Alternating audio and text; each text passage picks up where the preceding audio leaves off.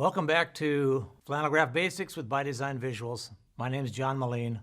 I'm your host again for this segment. One of the last times that we were together, we've talked about how to cut out your basic background set. We talked about how to set that up on your Flannelgraph board, put it on your easel, and how it was designed, the different backgrounds were designed to be able to go over the water and create a beautiful scene. There are actually 6 different background sets in the Genesis series. We've looked at some of those. We looked at the Scenic Overlay Set in one of our previous videos. I showed you how to cut that out. But there are 2 indoor scenes which you'll find in the Patriarch series. I want to talk about those. I'm not going to show you how to cut those out because the principles for cutting out the meadow background and the principles for cutting out anything that we did before in the Scenic Overlay Set, you already know how to do that. It's simply a matter of applying it and doing it. So I want to go through relatively quickly the different backgrounds that we have, show you their design, why they are the way they are, and show you how they work together. This is the nighttime sky. We've talked about this before. What you don't realize is this is actually 2 different scenes in one. You'll remember, hopefully you remember, that for the first 3 days of creation, there were no sun, moon, and stars. The sun, moon, and stars were actually created on day 4. And so if you want a nighttime sky without the moon and without the stars, you use it this way. However, on day 4, and in many of our stories, we use it this way. And there's a beautiful, very, very realistic scene of the moon and the stars and the water. Remember when we cut our meadow background, remember those Velcro strips, those hook and eye strips in the back that hold the Flannelgraph on. Simply snug that up. There you go. Now you have a nighttime sky with the meadow background. Let me take this off. Now I'm going to go through some of the overlays that you should have cut out if you've cut out everything in your Scenic Overlay Set. These can be used in various combinations. Here's your cliff background. Goes right along the bottom. You can simply run your hand over it and it'll stay right where it is, right? Your cliff background. You also have your road. In many stories, the people are actually going somewhere, and so we want your eye to be able to travel along a line and understand it gives the story natural movement. And the figures can go alongside this road and they will look very, very realistic. In the video where we cut out biblical figures, you will have noticed when you cut them out, some of the figures are full size. They're about 11, 12 inches. Some of the figures are actually of a very much smaller size. Larger figures, of course, would be closer up. Smaller figures would be a little bit farther away. And we've already calibrated those figures for the sizes that are needed in each individual story. You don't have to do that like you do in many other sets. We've already done that for you. So that's part of the design. So you can see how this works in combination. If I were to put the wilderness background up here, which I will in just a little bit, all of these different overlays, the road, the cliff, the rock formation, which I'm going to show you now, all of them work with the meadow. They work with the wilderness. It doesn't make any difference. They all work together. You can use them in many, many different combinations. This is our rock formation background. Once again, you'll notice as I'm taking these up and putting them down that the printed part of the Flannelgraph of the background and the overlay is always to the inside. Protect it. And remember to keep your hands washed. Here's our rock formation. This is used for many different stories. When Moses strikes the rock and brings out water. When Abraham offers Isaac on the altar. This is used also, it's over to the side, but it's also used for the crucifixion of Jesus Christ. Here's our wilderness background. I'm not going to put this one up, but it works the same way as the meadow does. And as I mentioned, the road works with this, the cliff works with this, the rock formation works with this, they all work together. Your rocks, your plants, the mountains, they're already on there. They're not individual pieces. Now let me take this off because there's some specialty ones that I want to show you. Look what happens with this.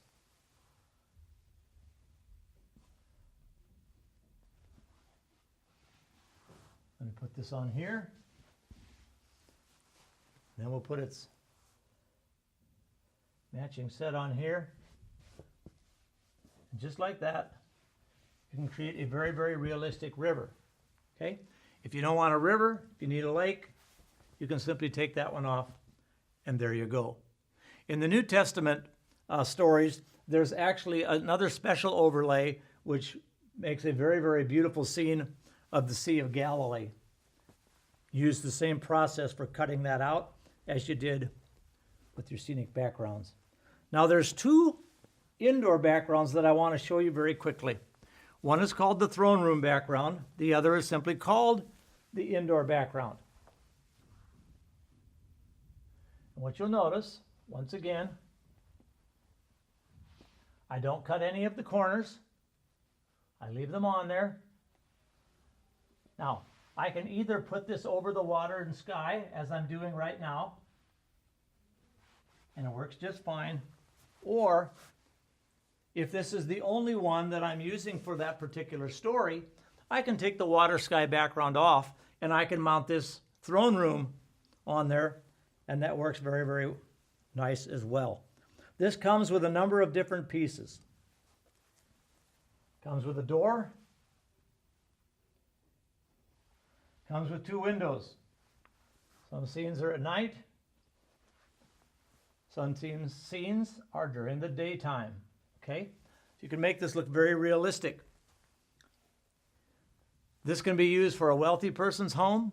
In the New Testament, this throne room background is actually used for the temple. And there are some special pieces that transform it into a very, very realistic temple.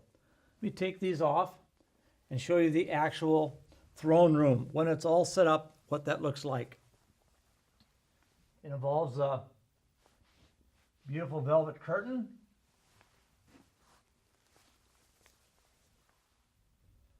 Involves the throne area itself.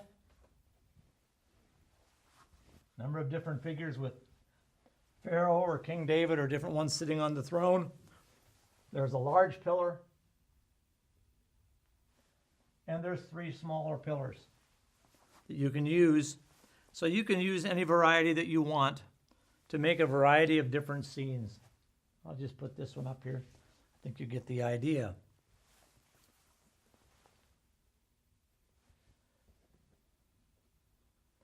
So as I mentioned, this is used primarily the throne room as it is for Old Testament stories. In the New Testament, there is an entirely different set of pieces that go along with this that transform this into the temple. But there's another indoor scene, and that's simply what it's called. It's called the indoor scene. It's similar to the throne room in that, just like the throne room, it has that extra white fabric on the top and on both sides. So you can use it just like this to either go over the water and sky if you're using it in a combination, or you can take the water sky off and you can put either the indoor or the throne room on the board and attach it. The reason we don't have white on all four sides as we do with the water sky is because in many scenes we put it right over the top of the water sky, and we don't want you to have to take your board off and take it all apart to be able to use these backgrounds, and so we left it off the bottom. That way, even with it mounted on the easel, you can use these just fine. Now here's something rather unique. One of the questions that I asked myself a number of years ago, what do you do when you want to go from inside to outside, but you don't want to take everything off your board and put everything back up. And I thought about that for a long time. I asked the Lord to help me to figure it out, and He did. One morning, just as I was coming out of sleep, God gave me this image. You can take a look at this. Are we inside or outside? You say, well, John, it's pretty obvious. We're inside, daytime or nighttime. Also pretty obvious. It's in the daytime. What if I want to go outside? Well, I can take one of these miniature backgrounds and I can place it precisely along the long wall, and your eye will tell you immediately that now you've moved from inside this house to outside this house. You can use your pillars in combination with this. You can use this a lot of different ways. There's 4 of these backgrounds. This is daytime with the wilderness. There's a miniature nighttime sky you can use. There is a nighttime sky with the meadow that you can use. And there's also daytime with the meadow that you can use as well. And these work in combination with the throne room background and with the indoor background. It's very, very versatile. There's also, in the New Testament version, there is, once with the temple area, there's a miniature background that transforms you immediately into the court of the Gentiles. It looks very realistic. And with this indoor scene in the New Testament, this transforms into the synagogue, a teaching area of the Jews, or into a wealthier person's home. So this is very, very versatile. 2 more backgrounds I want to show you very quickly. Both of these are specialty backgrounds. I've mentioned this one before, but this is the heaven background. We created this, as I said, for one story. The story about the creation of the spirit world and the fall of Lucifer into sin, where he became Satan and the enemy of God.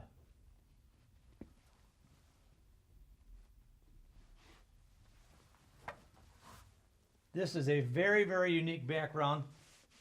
No one but By Design Visuals has this. There's an entire story that's been written from different portions of Scripture that go along with this. You have your different angels that are available with this. Different angelic figures. Going there very, very nicely.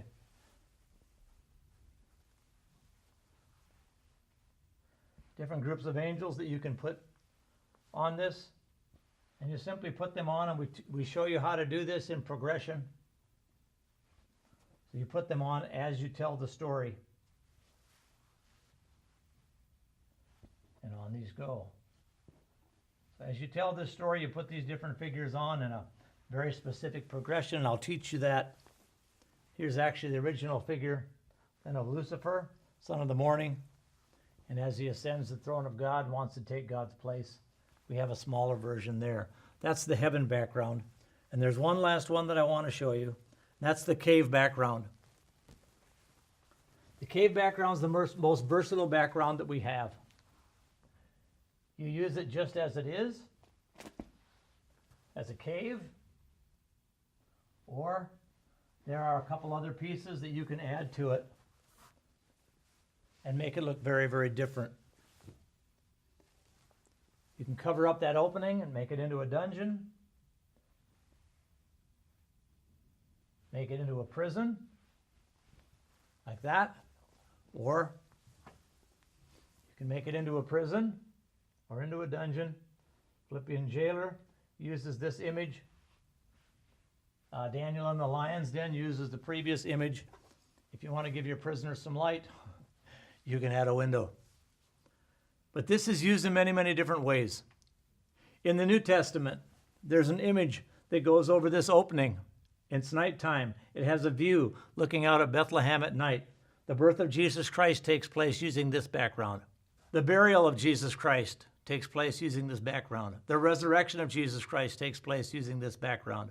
This is the most versatile background that we have. Fact is, for the New Testament, there are a set of images that transforms this background into a very, very poor person's home that looks very, very realistic.